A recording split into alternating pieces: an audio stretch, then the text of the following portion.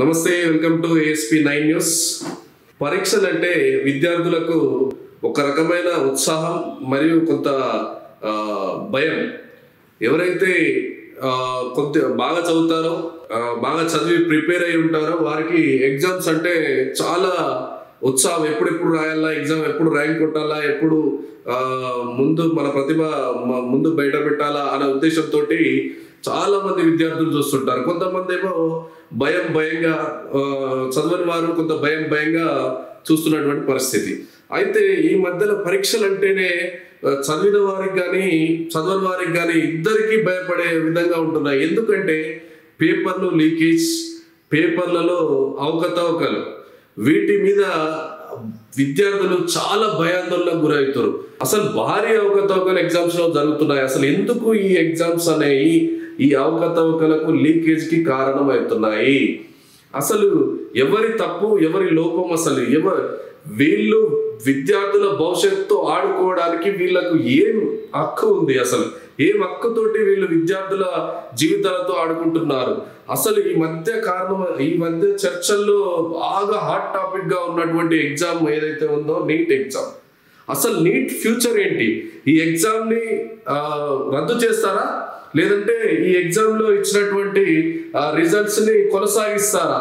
ఏది తెలియక ఎగ్జామ్ లో క్వాలిఫై అయిన విద్యార్థులు, క్వాలిఫై కాని విద్యార్థులు ఇద్దరు సైతం ఆందోళన పడుతున్నటువంటి పరిస్థితిని మనం ఇప్పుడు చూస్తున్నాం. అయితే ఈ నీట్ ఎగ్జామ్ ఇంత దారుణంగా పరిస్థితికి తీసుకువచ్చిన కారకులు ఎవరు? అసలు ఈ NTA, ఈ నేషనల్ టెస్టింగ్ ఏజెన్సీ, వీళ్ళు కండక్ట్ చేసినటువంటి ఈ నీట్ ఎగ్జామ్ ఎందుకు వివాదాలకు కారణమైంది అనే విషయాన్ని ఇప్పుడు మనం కొంత మీకు వివరించే ప్రయత్నం చేస్తాను. అయితే ఈ నీట్ ఎగ్జామ్, ఫస్ట్ ఈ నీట్ ఎగ్జామ్ గురించి కొంత బ్రీఫ్ గా తెలుసుకుందాం. నీట్ ఎగ్జామ్ అనేది నేషనల్ ఎలిజిబిలిటీ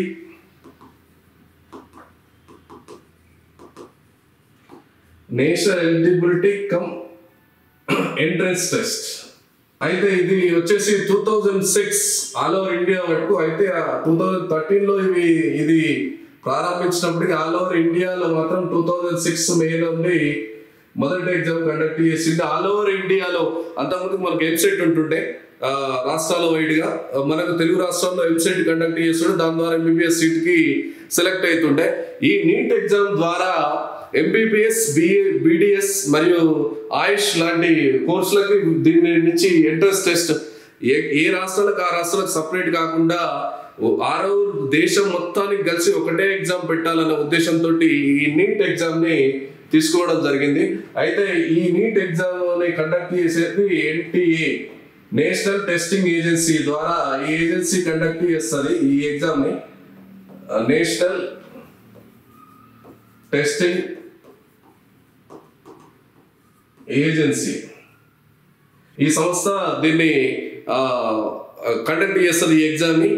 మరి ఎప్పటిలాగే ఈ సంవత్సరం కూడా నీట్ ఎగ్జామ్ ని ఈ సంస్థ కండక్ట్ చేసింది. కానీ ఈ సంవత్సరం అనేది ఎందుకు ఇంత వివాదవంతంగా తయారైంది అనేది, ఇప్పుడు ఎందుకు ఇన్ని వివాదాలకు తావిస్తుంది, అసలు ఏం జరిగింది, ఈ వివాదాలకు కారణం ఏంటి అనేది ఇప్పుడు మనం తెలుసుకున్నట్లయితే, ఈ సంవత్సరం మొన్న జూన్ 4th నాడు దీని నీట్ ఎగ్జామ్ ఫలితాలు విడుదల కావడం జరిగింది. ఎన్నడూ లేని విధంగా నీట్ ప్రారంభించినప్పటికీ ఇప్పటికి ఎన్నడూ లేని విధంగా 67 మంది మొదటి ర్యాంకులో ఫస్ట్ ర్యాంక్ స్టూడెంట్స్ గా, అంటే 7. అయితే మొత్తం ఇవి 180 మార్క్స్ ఉంటాయి. ఇవి ఇంటూ ఒక్క క్వశ్చన్కి వచ్చేసి 4 మార్క్స్, అంటే 720 మార్కులు ఉంటాయి మొత్తం. అయితే ఈ 720 గాను 720 అవుట్ ఆఫ్ 720 మార్కులు సాధించారంటే 67 మంది. అసలు ఇది ఎట్లా సాధ్యం అనేది మేధావుల ప్రశ్న. అసలు ఈ నీట్ ఎగ్జామ్ లో ఎప్పుడు ప్రతి సంవత్సరం ఒకరు, ఇద్దరు, ముగ్గురు, నలుగురు ఇలా ఏమన్నా సింగిల్ డిజిట్ కే పరిమితం అయ్యేటువంటి ఈ మెరిట్ స్టూడెంట్స్ ఈసారి ఎందుకు 67 మంది ఎట్లా మొదటి ర్యాంక్ సాధించగలిగారు? 720/720 ఎట్లా సాధించారు అనేది మేధావుల యొక్క ప్రశ్న.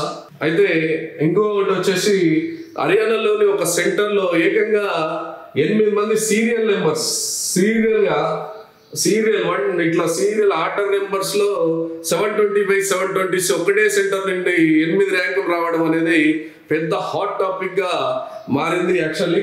అయితే ఈ దీని మీద ఎన్టీఏని ప్రశ్నిస్తే ఎందుకు ఇట్లా ఇంత 67 ర్యాంక్స్ రావు కదా, ఎందుకు ఈ 67 ర్యాంకులు 720/720 వచ్చింది? అసలు ఈ నీట్ ప్రశ్నపత్రం అనేది చాలా ఇంటలెక్చువల్ గా చాలా క్రిటికల్ గా తయారు చేసే పేపర్లు 720/720 ఎట్లా సాధ్యము అని అడిగిన ప్రశ్నకు వీళ్ళు చెప్పే సమాధానం ఏంటంటే, ఈసారి అభ్యర్థుల సంఖ్య పెరిగింది, ఈసారి పరీక్ష రాసే విద్యార్థుల సంఖ్య పెరిగింది కాబట్టి ఈసారి ర్యాంక్స్ అనేవి పెరగడం జరిగిందని వీళ్ళు చెప్పడం జరిగింది. కానీ ఈసారి ర్యాంక్స్ పోయినసారి దాదాపు 20 లక్షల మంది రాస్తే ఈసారి దాదాపు 24 లక్షల మంది, ఒక 4 లక్షల మందికి 60 ర్యాంకులు ఎలా 65 ర్యాంకులు ఎలా పెరుగుతాయి అనేది మేధావి వర్గాల ప్రశ్న. అసలు అభ్యర్థుల ప్రశ్న, విద్యార్థి సంఘాలు విద్యార్థి సంఘాల ప్రశ్న ఏంటంటే, ఈ పెరిగిన 4 లక్షల్లోనే 60 నుంచి 65 ర్యాంకులు ఎట్లా పెరిగినాయి, 65 మంది మెరిట్ స్టూడెంట్స్ ఎట్లా పెరిగినాయి ర్యాంక్స్ అనేది అభ్యర్థుల ప్రశ్న. ఈ 60 నుంచి 65 మందికి 720/720 ఎలా వచ్చాయి అనేది ఇప్పుడు ప్రశ్నార్థకంగా మారింది. వాళ్ళు చెప్పిన సమాధానానికి దీనికి ఎలాంటి పోలిక లేకుండా పోయింది. అయితే ఇది మొదటి కారణం. అయితే రెండో కారణం వచ్చేసి ఈ ఎగ్జామ్ కి సంబంధించి 14th జూన్ నాడు రిలీజ్ చేయాలి, రిజల్ట్స్ అనేది 14th జూన్ నాడు రిలీజ్ చేస్తామని చెప్పేసి అనౌన్స్ చేసినటువంటి ఎన్టీఏ ఈ అడావుడిగా అసలు జూన్ 4th అంటే దేశం మొత్తం పార్లమెంటరీ ఎలక్షన్స్ రిజల్ట్స్ కోసం, అలాగే అసెంబ్లీ ఎలక్షన్ రిజల్ట్స్ కోసం రాష్ట్రం అంతా రాజకీయ రిజల్ట్స్ కోసం ఎదురు చూస్తున్న తరుణంలో అదే రోజు ఈ నీట్ పరీక్షా ఫలితాలు 14న విడుదల చేస్తారన్న పరీక్ష ఫలితాలు 4వ తారీఖునే రిలీజ్ చేసేసి మీడియా ఫోకస్ లేకుండా, ఎలాంటి దేశంలోని ప్రజలందరి ఫోకస్ దాని మీద పడకుండా సైలెంట్ గా రిలీజ్ చేసింది. అయితే అప్పటికే సుప్రీంకోర్టు ఆర్డర్, కొంతమంది సుప్రీంకోర్టును ఆశ్రయిస్తే దాని మీద సంజాయిషి అని చెప్పినప్పటికీ సుప్రీంకోర్టు యొక్క ఆర్డర్స్ ని బేఖాతరు చేస్తూ 4వ తారీఖున దీన్ని రిజల్ట్స్ ఇవ్వడం వెనుక అసలు ముందే అంటే ఒక 10 రోజుల ముందే రిజల్ట్స్ ని ఇవ్వడం ఒకటి. ఆ రోజు దేశం మొత్తం రాజకీయ సమీకరణాల కోసం, పార్లమెంటరీ ఎలక్షన్ల కోసం, రిజల్ట్స్ కోసం చూస్తున్న తరుణంలో ఈ రిజల్ట్ ఇవ్వడం ఏంటి అనేది.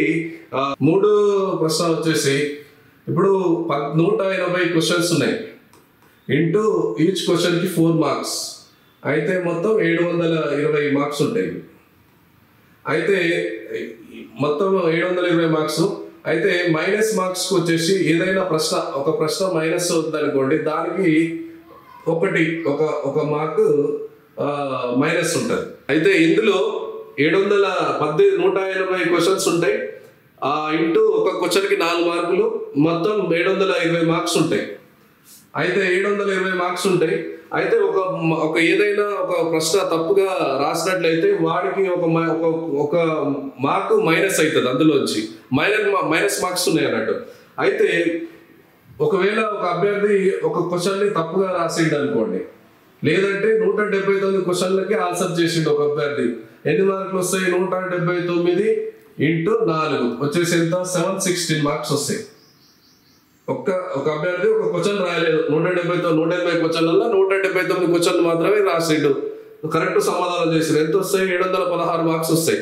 లేదు, ఒక అభ్యర్థి 180 క్వశ్చన్స్ చేసిండు, ప్రశ్న తప్పుగా రాసిండు, అయితే 180 అయితే ఎంత వస్తాయి? 716 మార్క్స్ వస్తాయి, మైనస్ 715 వస్తాయి ఆయన 5 మార్కులు. ఎందుకంటే 180 క్వశ్చన్స్ కి ఆన్సర్ రాసిండు కానీ ఒక క్వశ్చన్ కి తప్పుగా ఆన్సర్ చేసిండు కాబట్టి 4 మార్కులు ఒక ప్రశ్న తప్పిపోయినందుకు ఒక మార్క్ మైనస్ మార్కుల కింద 5 మార్కులు తీసేసి 715 వస్తాయి.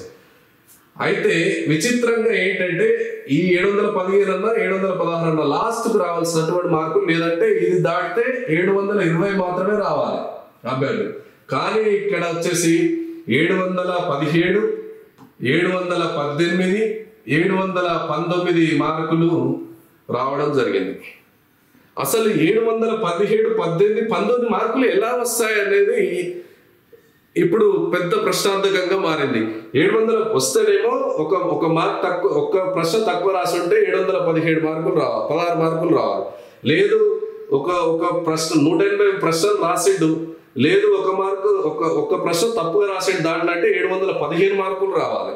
కానీ 717 18 719 మార్కులు ఎలా సాధ్యం అనేది ఇప్పుడు పెద్ద చర్చగా మారింది. దానికి వీళ్ళు సమాధానంగా ఏంటి అంటే కొన్ని ప్రశ్నలు తప్పుగా రావడం, దానికి ఫుల్ మార్క్స్ కేటాయించాలి అనే సుప్రీంకోర్టు ఆదేశం ప్రకారం మేము కొన్ని మార్క్స్ కలపడం వల్ల ఇట్లా వచ్చిందని ఇలాంటి పొంతలు లేని సమాధానాలు చెప్తుండడం జరిగింది. అయితే 4 ప్రశ్న వచ్చేసి ఈ ఎగ్జామ్ లో కొన్ని ప్రశ్నలు తప్పుగా, అయితే ఆ ప్రశ్నకు 2 ఆన్సర్లు ఉన్నాయి, ఆ అభిప్రాయం వెలువడుతుంది. అయితే ఒక ప్రశ్నకు 2 ఆన్సర్లు ఇస్తే ఏ ఆన్సర్ ఇచ్చినా కరెక్ట్ అనే దాని మీద మేము మార్కులు వేసామనేది ఎన్టీఏ వాళ్ళు చెప్తున్నటువంటి సమాధానం. అయితే ఈ ప్రశ్న ఇంత ప్రతిష్టాత్మకమైన ఎగ్జామ్ ఇది దేశం మొత్తం. అయితే ఇందులో 100 సార్లు చూసి ఇచ్చేటువంటి ఎగ్జామ్ ఇది.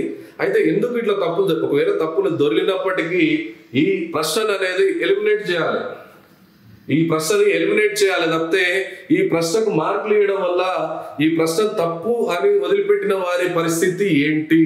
ఇప్పుడు 2 సమాధానాలు కాబట్టి దీన్ని పెడితే అది తప్పేమో, ఇది పెడితే ఇది తప్పేమో, దీంట్లో మైనస్ మార్క్స్ ఉన్నాయి కాబట్టి రెండింటిలో ఏదో పెడితే ఒకవేళ తప్పు జరుగుతుందేమో అనే ఉద్దేశంతో కొంతమంది విద్యార్థులు దీనికి సమాధానం ఇవ్వకుండానే స్కిప్ చేసినటువంటి పరిస్థితుల్లో వారి పరిస్థితి ఏంటి? ఇప్పుడు రెండిట్లలో ఏదో ఒక దానికి పెట్టిన సమాధానం పెట్టినప్పటికీ ఎట్లా మీరు మార్కులు ఇస్తారు అనే అంశాన్ని ఇప్పుడు విద్యార్థులు ప్రశ్నిస్తున్నటువంటి సందర్భాన్ని మనం ఇక్కడ చూస్తున్నాం. కొన్ని సెంటర్స్ లో కొంత ఆలస్యంగా ఎగ్జామ్ మొదలు పెట్టడం జరిగింది. కొన్ని సెంటర్లో ఆలస్యంగా ఒక 10 నిమిషాలు, 20 నిమిషాలు, 30 నిమిషాలు, గంట వరకు, 60 నిమిషాల వరకు ఆలస్యంగా పేపర్లు ఇవ్వడం జరిగింది. అయితే ఈ ఆలస్యంగా ఇచ్చిన దానికి ఈ ఎన్టీఏ వాళ్ళు ఏం చేశారంటే 60 ప్రశ్నలకు అంటే 60 × 2 120 మార్కుల్ని ఎక్స్ట్రాగా కలపడం జరిగింది. దాదాపు 1550-60 మందికి, 1500 పైగా మందికి ఎక్స్ట్రా మార్క్స్ 120 మార్క్స్ కలపడం జరిగింది. అది అసలు అట్లా ఎట్లా సాధ్యం? అది అసలు ఒకవేళ టైంకి ఇవ్వకుంటే, ఒకవేళ ఆలస్యంగా 1 గంట ఆలస్యం అయినప్పటికీ కొంత సమయాన్ని ఎక్స్ట్రాగా ఇవ్వాలి తప్పితే ఈ మార్క్స్ ని ఎక్స్ట్రాగా ఇవ్వడం ఏంటి, ఈ ప్రశ్నలకు మార్క్స్ ని ఎక్స్ట్రాగా ఇవ్వడం ఏంటి అనేది విద్యార్థి సంఘాలు, మేధావులు అనేది క్వశ్చన్ అడుగుతున్నటువంటి సందర్భం. ఏదేని ఈ నీట్ నిర్వహిస్తున్నటువంటి ఎన్టీఆర్ సంస్థ ఏదైతే ఇంత పెద్ద భారీ తప్పుని చేసిందో, ఈ భారీ తప్పుకు ఇలా ఆ సంస్థకు ఏమి ముప్పు వాటిల్లుకున్నప్పటికీ విద్యార్థుల భవిష్యత్ ఏంటి? అసలు విద్యార్థులు ఎంతో నా లైఫ్ డాక్టర్గా ఎదగాలి అనుకొని ఎంతో మంది విద్యార్థులు రాత్రనక పగలనక కష్టపడి చదివినటువంటి విద్యార్థుల పరిస్థితి ఏంటి? ఆ విద్యార్థులని చదివిపిస్తున్నటువంటి తల్లిదండ్రులు తమ బిడ్డ ఉన్నత శిఖరాలకు ఎదగాలి, వారి కోసం వాళ్ళు ఎట్లయితే డే అండ్ నైట్ చదువుతున్నారో వాళ్ళకు సపర్యాలు చేస్తూ, వాళ్ళకు సేవ చేస్తూ, వీళ్ళు కూడా డే అండ్ నైట్ నిద్రపోకుండా గడిపినటువంటి రాత్రులు గుర్తు చేసుకొని విద్యార్థుల తల్లిదండ్రులు ఏడుస్తూ రోధిస్తున్నటువంటి సందర్భాలు ఇప్పుడు చూస్తున్నాం. ఈ ఉసురు ఎవరికి తగులుతుంది, ఈ ఉసురు ఎవరికి ముట్టుతుంది, అసలు ఎవడు తప్పు ఎవరిది ఒప్పు అనేది మీరు ఇప్పుడు చూస్తున్నారు. ఈ ఎన్టీఏ వాళ్ళు చేసినటువంటి నిర్లక్ష్యపు ఈ నీట్ ఎగ్జామ్ ని కండక్ట్ చేయడం అనేది ఎంత దుర్మార్గం, ఎంత దౌర్భాగ్యమో మీరు ఒక్కసారి ఆలోచించండి. దయచేసి ఏదైతే విద్యార్థుల భవిష్యత్తు ఆడుకోకండి, విద్యార్థుల భవిష్యత్తుతో ఆడుకొని ఇలా విద్యార్థులు ఎవరైనా ఏదైనా జరిగినట్టయితే ఈ ప్రభుత్వం కానీ, ఆ నీట్ నిర్వహిస్తున్నటువంటి సంస్థ కానీ ఏదైతే లీక్లకు పాల్పడ్డారనే ఆరోపణలు వినిపిస్తున్న ఆ అధికారులు ఏదైతే ఉన్నారో వాళ్ళే బాధ్యత వహించాలి. వాళ్ళ ప్లేస్లో మీ పిల్లలు ఉంటే మీకు ఆ బాధ ఏంటి అనేది అర్థమవుతుండే. దయచేసి ఇలాంటి ఎగ్జామ్స్ నిర్వహించకండి, ఈ రకంగా చేసి విద్యార్థుల జీవితాలతో ఆడుకోకండి అని మేము మనవి చేస్తూ థ్యాంక్ యూ.